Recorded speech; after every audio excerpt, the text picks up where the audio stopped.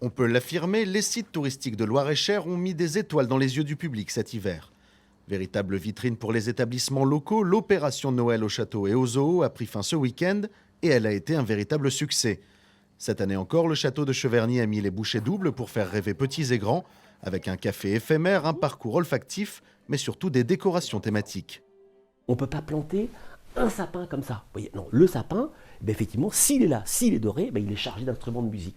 Parce qu'on est dans ce salon des portraits qui est en même temps une salle de musique. Voilà. Et à chaque fois, il faut qu'il y ait une thématique et une légitimité. Voilà, pour pas que ça tombe comme un cheveu sur la soupe.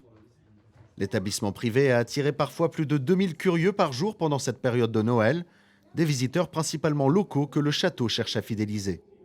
Déjà, on se rend compte que chaque week-end, dès le premier week-end de décembre, il y a déjà du monde, un peu comme on pourrait avoir du monde des beaux week-ends de printemps. Et dès qu'on arrive au moment des vacances, pour être tout à fait franc, on a une fréquentation digne de l'été.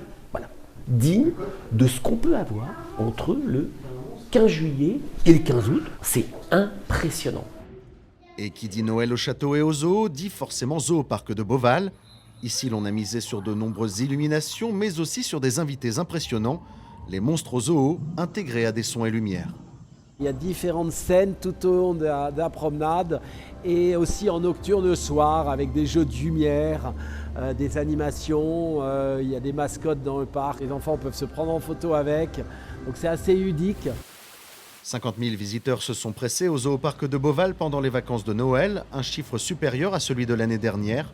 Ce succès s'explique notamment par la présence d'animaux vivant dans le froid comme les pandas ou les loups arctiques, mais aussi par l'existence de nombreux espaces couverts comme le dôme équatorial.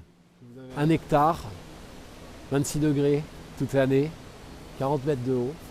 Les visiteurs peuvent rester 1 heure, 2 heures dans un dôme.